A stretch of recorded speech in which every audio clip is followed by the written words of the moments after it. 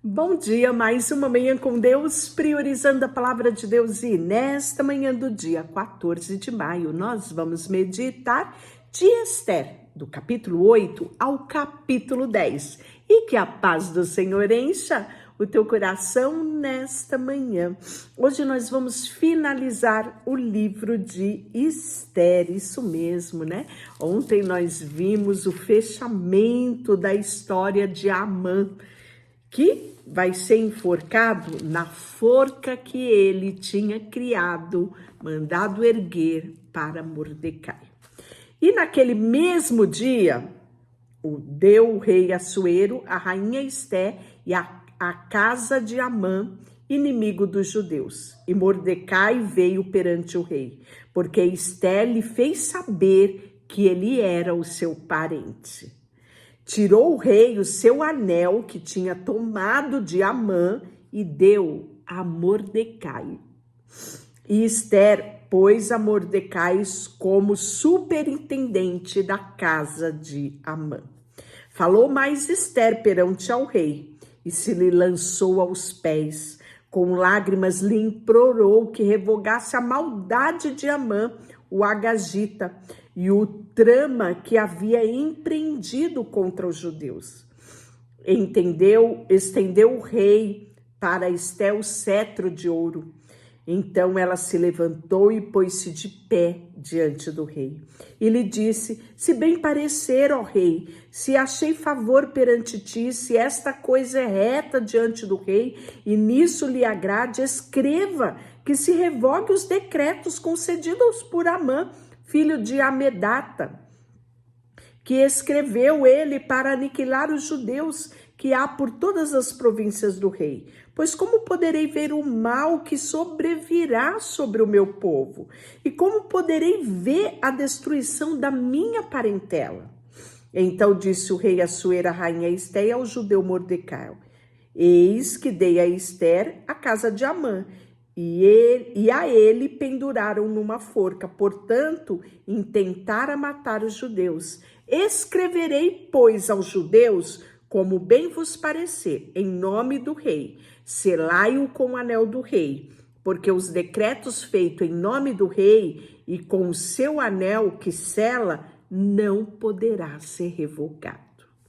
Então foram chamados sem detença o secretário do rei, os 23 dias do mês de Sivan, e no terceiro mês, e segundo tudo quanto ordenou Mordecai, se lhe escreveu um edito para os judeus, para os sapatras, para os governadores, para os príncipes das províncias que se estende da Índia à Etiópia.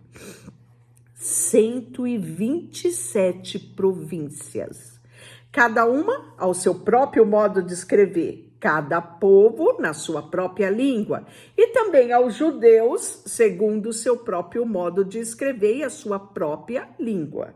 Escreveram-se em nome do rei Assuero e se selou com o anel do rei. Cartas foram enviadas por intermédio dos correios, isso mesmo.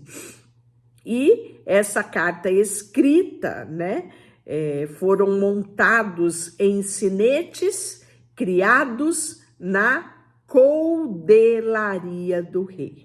Nelas, o rei concedia aos judeus de cada cidade que se reunisse e dispusessem a defender pela sua própria vida, para destruir, matar, aniquilar de vez por toda qualquer força armada do povo da província que viessem contra eles.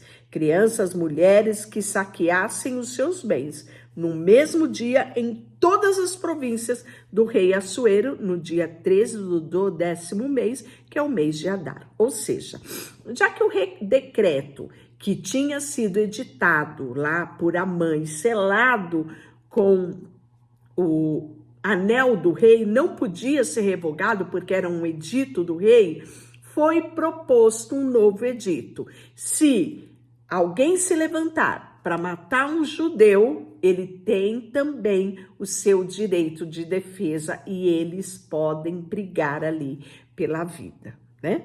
Então, isso era algo extraordinário, porque no decreto de Amã eles iam ser aniquilados sem direito de defesa.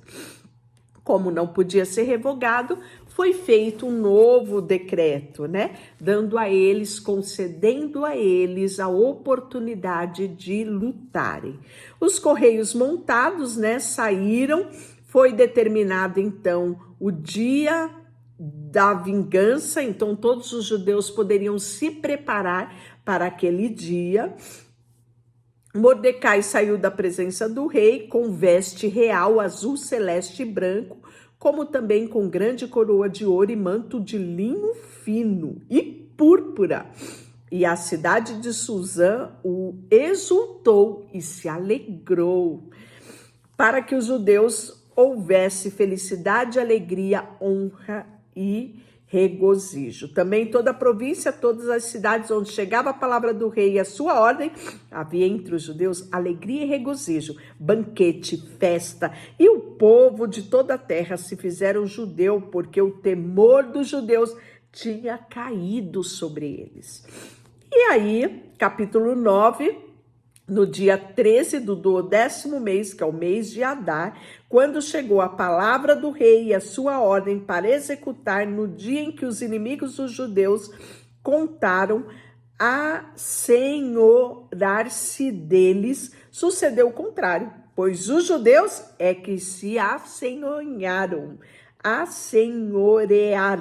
dos que o odiavam. Porque os judeus, nas suas cidades e todas as províncias do rei Assuero, se juntaram para dar cabo daqueles que procuravam lhe fazer mal. E ninguém podia resistir-lhe, porque o terror que inspiravam caiu sobre aqueles povos. Todos os príncipes das províncias dos sapatras, os governadores oficiais do rei, auxiliaram os judeus, porque tinha caído sobre eles o temor de Mordecai.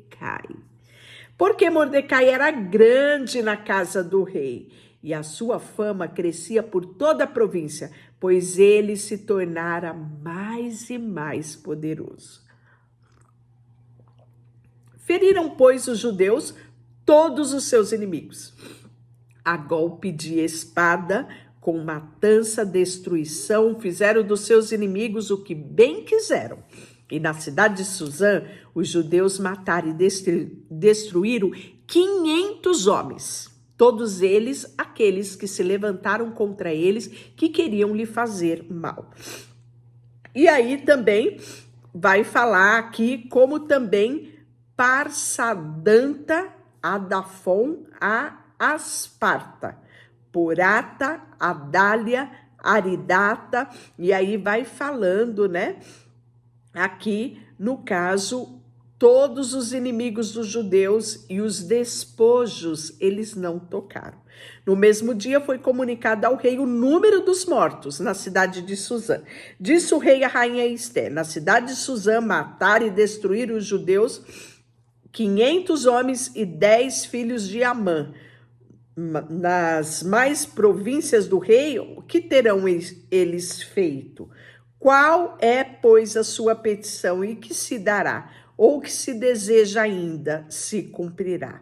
Então disse Esté: se bem parecer ao rei, concede-se aos judeus que se achem em Suzã, que também faça amanhã, segundo o edito de hoje, e dependurem em forca os cadáveres dos 10 filhos de Amã.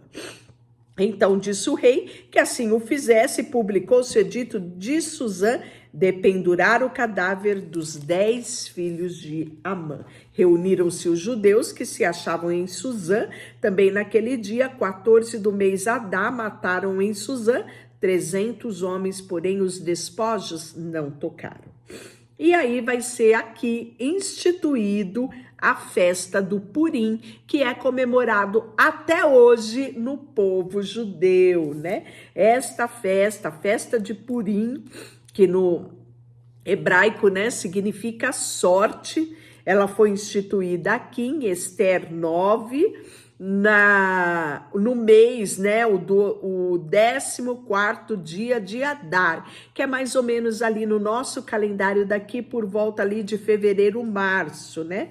Então, nós podemos ver que o povo comemorava o livramento dos judeus, né, do genocídio que foi instituído por Amã. Por intermédio da rainha Esther, Deus mudou, né, derramou graça e mudou a sorte do povo judeu. E aí eles regozijavam e em comunidade distribuíam presentes, como nós já mencionamos ali. Também os demais judeus que se achavam na província do rei se reuniram, dispuseram-se a defender a sua vida, tiveram sossego dos seus inimigos, mataram aqueles que o odiavam, né? Não tocaram no despojo, e no 13 do mês de Adar, no dia 14, descansaram e fizeram dia de banquetes e alegria. Os judeus, porém, se achavam em Suzã, se ajuntaram, né? E descansaram no dia 15 e fizeram um dia de banquete de alegria. E aí, como nos dias em que os judeus tiveram sossego dos seus inimigos e o mês que lhe mudou de tristeza em alegria e de luta em dia de festa, para que fizesse dias de banquete de alegria, mandaram porções dos banquetes uns aos outros e dádiva aos pobres. Assim, os judeus aceitaram esse costume que naquele tempo havia feito pela primeira vez, segundo Mordecai, lhe prescreveu. Porque Amã, filho de Amedata, o Agagita, inimigo de todos os judeus, tinha intentado destruir os judeus e tinha lançado né? Ou seja, lançado sorte para assolar e destruir. Mas tendo Esther ido diante do rei, ordenou ele por cartas que o seu mau intento lhe assegurasse contra os judeus recaísse contra a própria cabeça dele, pelo que enforcaram ele e os seus filhos. Por isso, aqueles dias se chama Purim, que vem do nome de Pur, daí por causa de todas as palavras daquela carta e do testemunho de tudo que havia sucedido. Determinaram os judeus e tomaram sobre si, sobre a sua descendência, todos que chegavam, né? Era dito tudo o que tinha acontecido, porque foi escrito tudo o que aconteceu. E esses dias seriam lembrados e comemorados de geração após geração por todas as famílias, províncias, cidades, né? E esses dias de Purim jamais caducaria, ou seja, jamais cairia no esquecimento entre os judeus e que a memória deles jamais se extinguiria entre os seus descendentes. Então, a rainha Esther, filha de Abiail, e o judeu Mordecai escreveu com toda a autoridade, segunda vez, para confirmar a carta de Purim.